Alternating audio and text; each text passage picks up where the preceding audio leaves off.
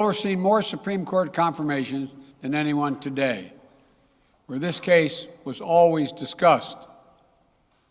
I believe Roe v. Wade was the correct decision as a matter of constitutional law and application of the fundamental right to privacy and liberty in matters of family and personal autonomy.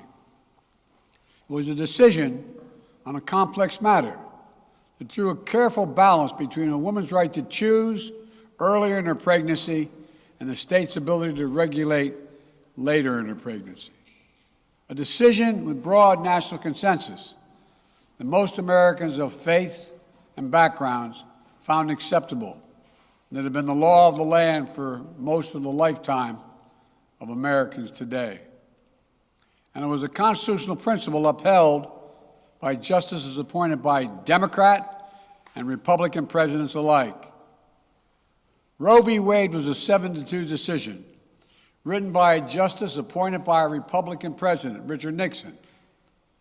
In the 5 decades that followed Roe v. Wade, justices appointed by Republican presidents from Eisenhower, Nixon, and Reagan, George W. Bush, were among the justices who voted to uphold the principles set forth in Roe v. Wade. It was 3 justices named by one president, Donald Trump, who were the core of today's decision to upend the scales of justice and eliminate a fundamental right for women in this country. Make no mistake, this decision is a culmination of a deliberate effort over decades to upset the balance of our law. It's a realization of an extreme ideology and a tragic error by the Supreme Court, in my view. The court has done what it has never done before, expressly take away a constitutional right that is so fundamental to so many Americans that had already been recognized. The court's decision to do so will have real and immediate consequences. State laws banning abortion are automatically taking effect today, jeopardizing the health of millions of women, some without exceptions. So extreme that women could be punished for protecting their health. So extreme that women and girls were forced to bear their rapist's child. With the child, a consequence. It just stuns me. So extreme that doctors will be criminalized for fulfilling their duty to care. Imagine having a young woman have to carry the child of incest as a consequence of incest. No option. Too often the case. The poor women are going to be hit the hardest. It's cruel. In fact, the court laid out state laws criminalizing abortion that go back to the 1800s as rationale.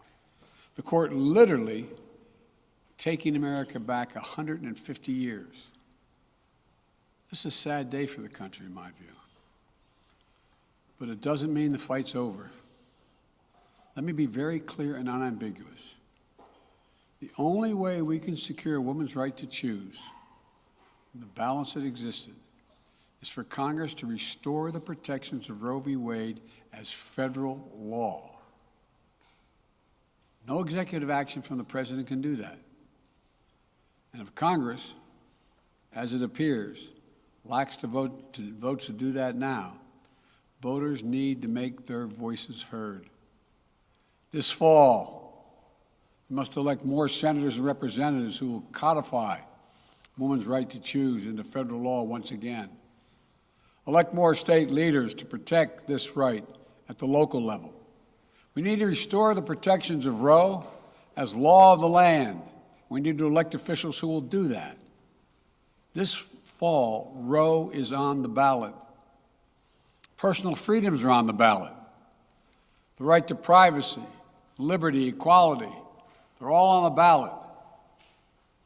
Until then, I will do all of my power to protect a woman's right in states where they will face the consequences of today's decision. While the court's decision cast a dark shadow over a large swath of the land, many states in this country still recognize a woman's right to choose. So, if a woman lives in a state that restricts abortion, the Supreme Court's decision does not prevent her from traveling from her home state to the state that allows it. It does not prevent a doctor in that state from treating her. As the Attorney General has made clear, women must remain free to travel safely to another state to seek care they need. My administration will defend that bedrock right. If any state or local official, high or low, tries to interfere with a woman's exercising her basic right to travel, I will do everything in my power to fight that deeply un-American attack.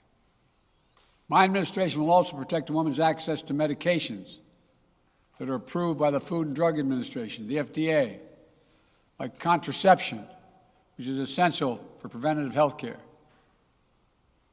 mifepristone, which the FDA approved 20 years ago to safely end early pregnancies and is commonly used to treat miscarriages. Some states are saying that they'll try to ban or severely restrict access to these medications.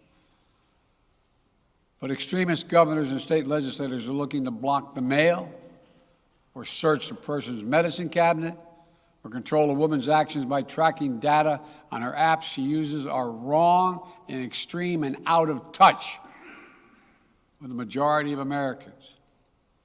The American Medical Association, the American College of Obstetricians and Gynecologists wrote to me and Vice President Harris stressing that these laws are not based on evidence and asking us to act to protect access to care. They say by limiting access to these medicines, maternal mortality will climb in America. That's what they say. Today, I'm directing the Department of Health and Human Services to take steps to ensure these critical medications are available to the fullest extent possible. And the politicians cannot interfere in the decisions that should be made between a woman and her doctor. And my administration will remain vigilant as the implications of this decision play out. I've warned about how this decision risks the broader right to privacy for everyone. That's because Roe recognized the fundamental right to privacy that has served as a basis for so many more rights that we've come to take for granted, that are ingrained in the fabric of this country. The right to make the best decisions for your health. The right to use birth control, a married couple in the privacy of their bedroom, for God's sake. The right to marry the person you love. Now, Justice Thomas said as much today. He explicitly called to reconsider the right of marriage equality, the right of couples to make their choices on contraception. This is an extreme and dangerous path the court is now taking us on. Let me close with 2 points. First, I call on everyone, no matter how deeply they care about this decision, to keep all protests peaceful. Peaceful, peaceful, peaceful. No intimidation. Violence is never acceptable. Threats and intimidation are not speech. We must stand against violence in any form, regardless of your rationale. Second, I know so many of us are frustrated and disillusioned that the court has taken something away that's so fundamental. I know so many women are now going to face incredibly difficult situations. I hear you. I support you. I stand with you. The consequences and the consensus of the American people, core principles of equality, liberty, dignity, and the stability of the rule of law demand that Roe should not have been overturned. With this decision, the conservative majority of the Supreme Court shows how extreme it is, how far removed they are from the majority of this country. They've made the United States an outlier among developed nations in the world.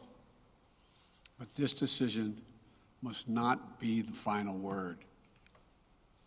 My administration will use all of its appropriate lawful powers, But Congress must act. And with your vote, you can act. You can have the final word. This is not over. Thank you very much. More to say this in weeks to come. Thank you. Mr. President, do you still have confidence?